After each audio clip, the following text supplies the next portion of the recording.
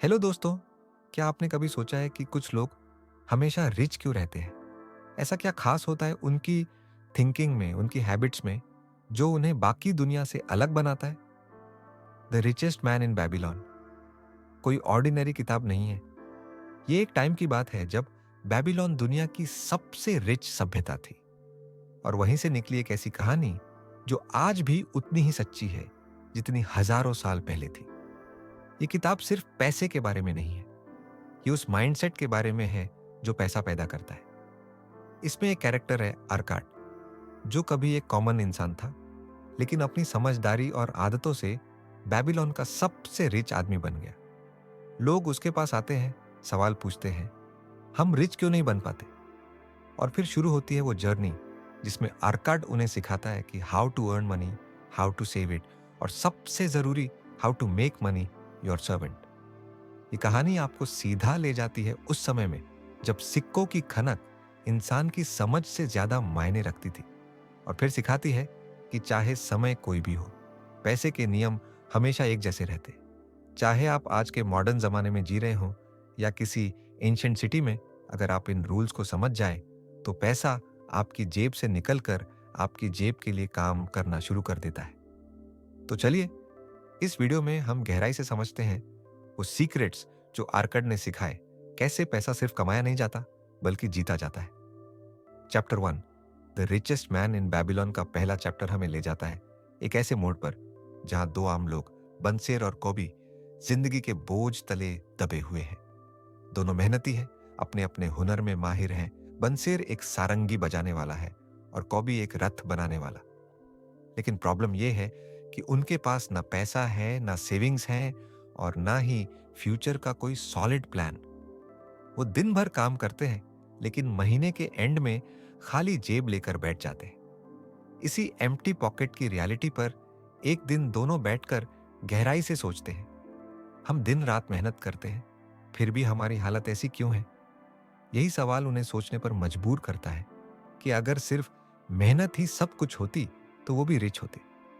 लेकिन सच ये था कि सिर्फ मेहनत से पैसा नहीं आता, उसे संभालना और सही डायरेक्शन में लगाना भी आना चाहिए।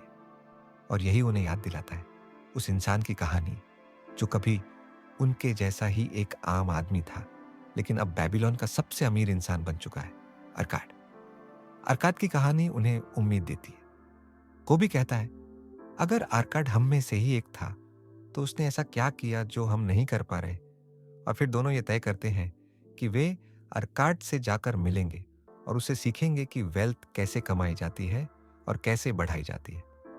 यह अध्याय सिर्फ एक बातचीत नहीं है, यह हमें यह एहसास दिलाता है कि अमीरी कोई किस्मत की बात नहीं है, बल्कि एक आर्ट है जिसे सीखा जा सकता है।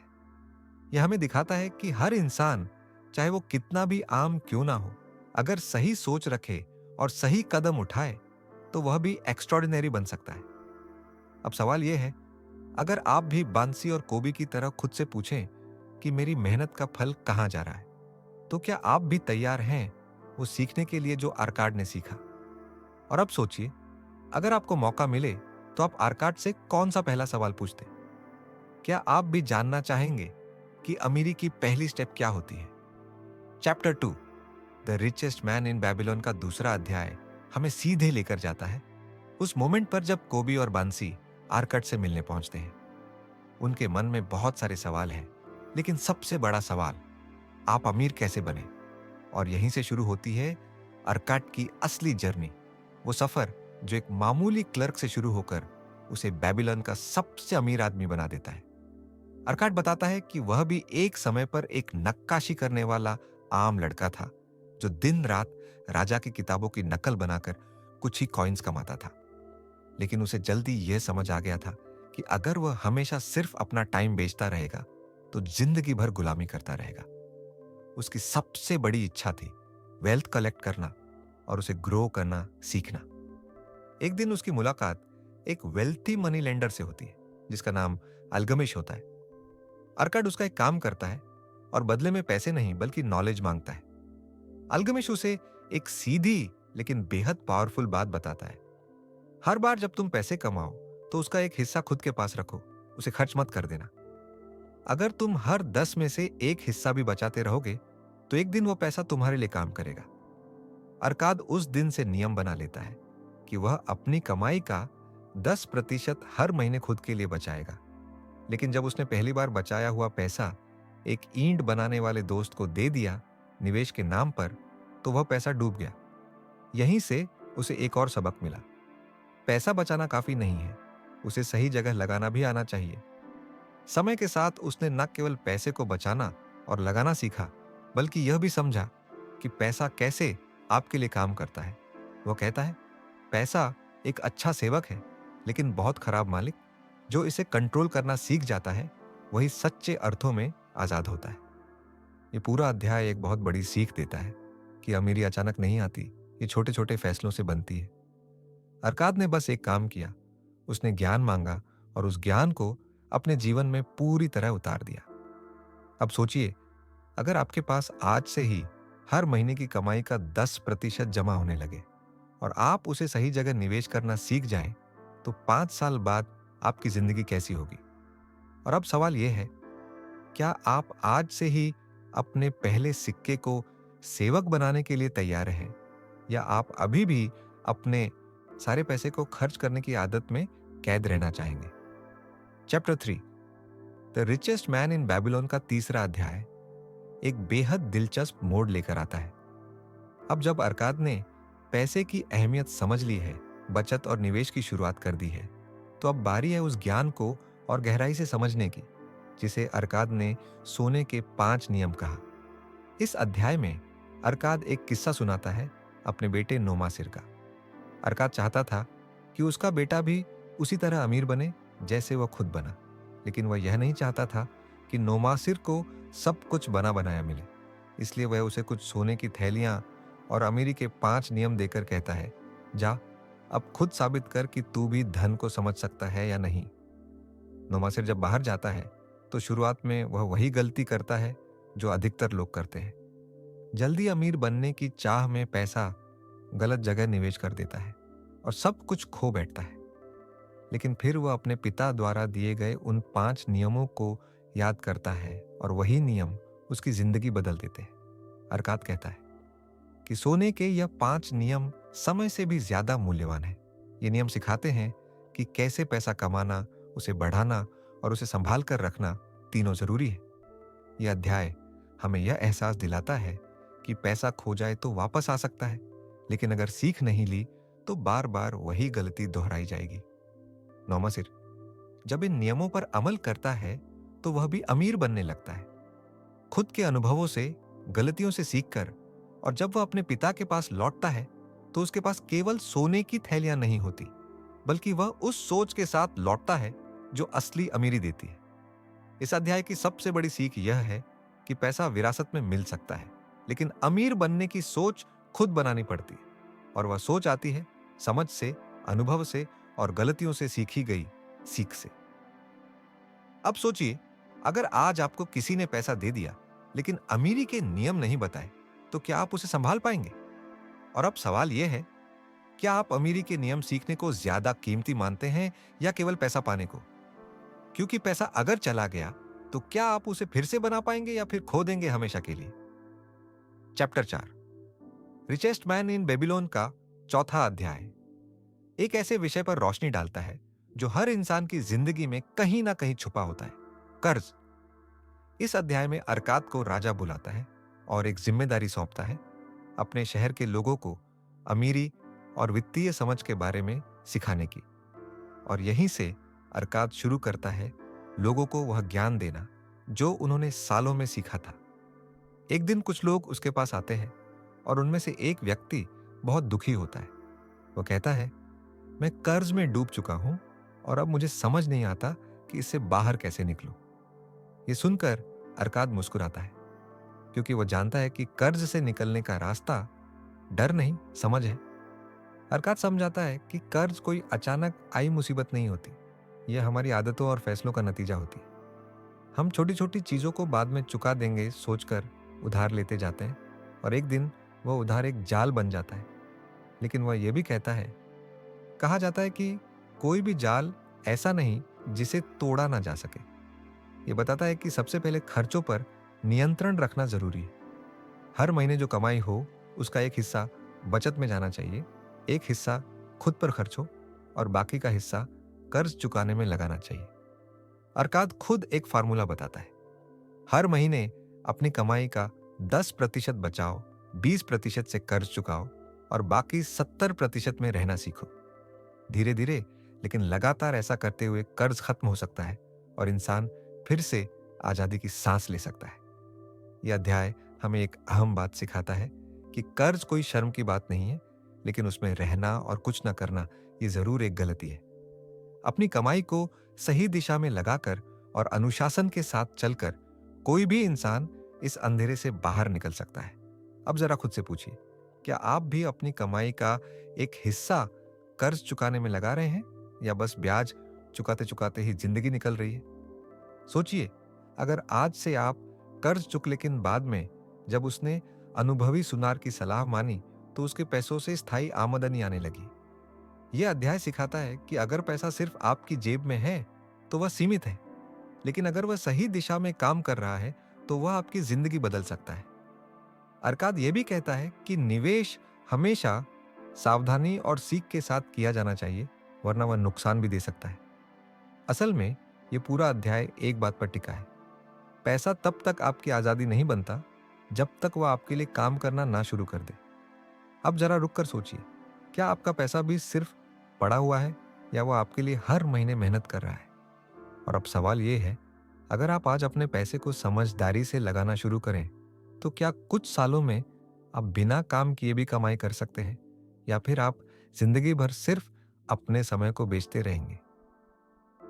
Chapter 6, the richest man in Babylon का छठा अध्याय एक ऐसी सच्चाई को सामने लाता है जिसे अक्सर लोग नजरअंदाज कर देते हैं, सही सलाह की अहमियत। इस अध्याय में एक बेहद दिलचस्प कहानी के जरिए यह बताया गया है कि हम अपने पैसों को लेकर फैसले कैसे लेते हैं और उन फैसलों में सबसे बड़ा रोल किसका होना चाहिए। इस अध्याय में एक आदमी की कहानी है जिसने थोड़ी सी बचत करने के बाद सोचा कि अब उसे कुछ बड़ा करना चाहिए। उसने अपनी जमा की हुई पूंजी को एक ऐसे आदमी के साथ निवेश कर दिया जिसे इस क्षेत्र का कोई अनुभव नहीं था, बस इसलिए क्योंकि वह उसका दोस्त था और उसने भरोसे की बात की थी। लेकिन जैसा कि अक्सर होता है, पैसा डूब गया और तब जाकर वह आदमी अरकाद के पास आता है, दुखी और परेशान। अरकाद उसे शांति से सुनता है और फिर एक लाइन कहता है जो इस अध्याय की जान है, अगर तुम रोटी खरीदनी हो तो तुम एक बड़े से सलाह लोगे या एक बेकर से? यह सवाल उस आदमी की आंखें खोल देता है। अरकाद समझाता है कि अगर तुम अपने पैसे को सही दिशा में लगाना चाहते हो तो उसकी सलाह उस इंसान से लो जो उस काम में अनुभवी हो, जिसने उस रास्ते पर खुद चलकर देखा हो। कई बार लोग रिश्तों, भावनाओं या अनजान सपनों के भरोसे निवेश करते हैं, बिना ये सोचे कि वे जिनसे सलाह ले रहे हैं क्या वह खुद उस रास्ते को जानते हैं या नहीं। यह अध्याय हमें सिखाता है कि पैसे की सुरक्षा उसकी कमाई से ज्यादा जरूरी है, क्योंकि एक बार पैसा डूबा तो फिर केवल अफसोस रह जाता है। अरकाद कहता है, आपके पैसे को एक अनुभवी और योग्य इंसान के पास ही लगाना चाहिए ताकि वह आपके भविष्य को संवार सके। कि सलाह किसी भी अमीरी की नींव है। सही सलाह आपको सफलता की ओर ले जाती है और गलत सलाह आपको पीछे धकेल सकती है, चाहे आपकी नीयत कितनी भी अच्छी क्यों ना हो। अब सोचिए, क्या आपने कभी किसी ऐसे व्यक्ति की बात मानकर पैसे लगाए हैं जिसे खुद उस विषय का अनुभव नहीं था? और अब सवाल यह है, जब बात आपके पैसों की हो तो क्या आप अगली बार किसी अनुभवी की सलाह लेंगे या फिर से किसी अनजान भरोसे पर अपनी मेहनत की कमाई दांव पर लगाएंगे?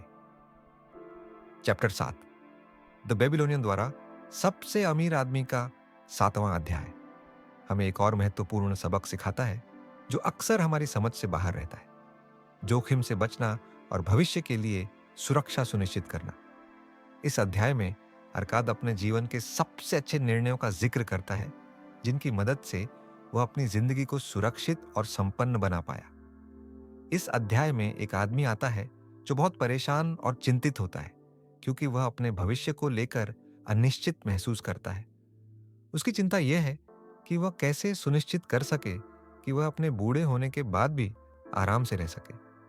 उसकी सबसे बड़ी चिंता यह है कि यदि उसे कोई आपातकालीन परिस्थिति आ जाए तो वह कैसे इसका सामना करेगा। अरकाद उसे समझाता है कि सफलता का एक बहुत बड़ा हिस्सा सुरक्षा में छिपा होता है। वह उसे यह सिखाता है कि चाहे आपकी कमाई कितनी भी हो, सुरक्षा का ध्यान रखना सबसे जरूरी है। इसके लिए आपको कुछ निश्चित राशि को अपने भविष्य और आपातकालीन खर्चों के लिए अलग से सुरक्षित करना होता है।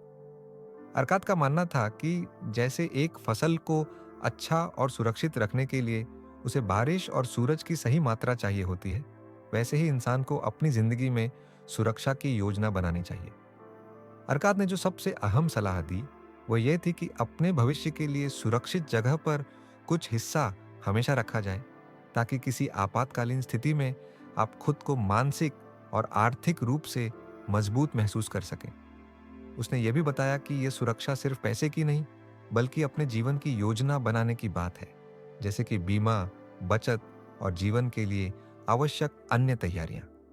अरकाद ने यह भी बताया कि सिर्फ पैसा जमा करना ही पर्याप्त नहीं होता, बल्कि उसे सुरक्षित और सही जगह निवेश करना जरूरी है। इस तरह जब किसी व्यक्ति को कठिनाइयां आती हैं, तो वह उन मुश्किलों से जूझने के बजाय अपने भविष्य की ओर देखने में सक्षम होता है, क्योंकि उसने पहले ही अपनी सुरक्षा की योजना बना रखी होती है। इस अध्याय से एक बड़ी सीख मिलती है कि हमेशा कुछ हिस्सा अलग से बचाना चाहिए। ये सिर्फ पैसे की बात नहीं है, बल्कि यह जीवन की सोच को बदलने की बात है। हमें भविष्य के लिए खुद को तैयार रखना चाहिए और हर स्थिति के लिए कुछ न कुछ सुरक्षा की योजना बनानी चाहिए, ताकि जब कठिन समय आए तो हम मानसिक और आर्थिक रूप से तैयार हो। अब सोचिए, क्या आप भी अपने भविष्य को सुरक्षित करने के लिए किसी योजना पर काम कर रहे हैं, या फिर सिर्फ वर्तमान में जीने में लगे हुए हैं? और अब सवाल यह है, क्या आप आज से ही अपने भविष्य के लिए सुरक्षा की योजना बनाना शुरू करेंगे, ताकि जब मुश्किलें आएं तो आप आत्मविश्वास और संजीदगी से उनका सामना कर सकें? The richest man in Babylon का समापन हमें एक बहुत ही महत्वपूर्ण सबक देता है, जो न केवल पैसे से संबंधित है, बल्कि जीवन की हर योजना और हर निर्णय में लागू होता है। वित्तीय समझ और सही दृष्टिकोण की शक्ति। जैसे जैसे हम इस किताब के माध्यम से आगे बढ़ते हैं, हमें यह समझ आता है कि अमीरी केवल धन से नहीं, बल्कि सोच समझ और अनुशासन से बनती है। अरकाद, जो कभी खुद एक साधारण व्यक्ति था, हमें यह सिखाता है कि सच्ची अमीरी वही है जो शांति और संतोष के साथ आ सके, और यह सिर्फ पैसे से नहीं, बल्कि उस पैसे का सही उपयोग करने की समझ से आता है। अरकाद की कहानी और उसकी दी हुई सलाह इस बात पर जोर देती है कि अगर हमें सही रास्ते पर चलना है, तो हमें अपने निर्णयों में समझदारी और अनुशासन बनाए रखना होगा। तो सबसे पहले हमें अपने पैसे को समझना और उसका सही दिशा में उपयोग करना सीखना होगा। यह किताब सिर्फ निवेश और बचत की बात नहीं करती, बल्कि जीवन के हर पहलू में समझदारी और स्मार्ट फैसलों की अहमियत को भी उजागर करती है। अरकाद के सूत्र हमें यह सिखाते हैं कि अगर हम अपने पैसे को सही तरीके से संभालते हैं, तो यही पैसे हमें जिंदगी में चैन और खुशी दे सकते हैं, क्योंकि पैसे का असली मकसद सिर्फ जमा करना नहीं, बल्कि उसे ऐसे तरीके से काम पर लगाना है कि वह हमारे लिए काम करता रहे। इस किताब का अंत इस विचार के साथ होता है कि कोई भी व्यक्ति, चाहे उसकी जिंदगी की शुरुआत कितनी भी कठिन क्यों ना हो, अगर वह अपने निर्णयों को समझदारी और मेहनत से लेता है, तो वह अपनी जिंदगी में किसी भी मुकाम तक पहुंच सकता है। अरकाद का जीवन एक प्रेरणा है कि मेहनत और सही दिशा में किया गया निवेश हमें वह सब कुछ दे सकता है जो हम चाहते हैं। अब सोचिए, क्या आपने कभी अपने पैसे और अपने फैसलों को इस नजरिए से देखा है, या फिर आप अब भी सिर्फ किसी एक रास्ते पर बिना किसी योजना के चल रहे हैं? और अब सवाल यह है, क्या आप आज से ही अपनी वित्तीय सोच बदलने के लिए तैयार हैं, ताकि आप न सिर्फ अमीर बन सकें, बल्कि सही तरीके से अपने जीवन को संवार भी सकें?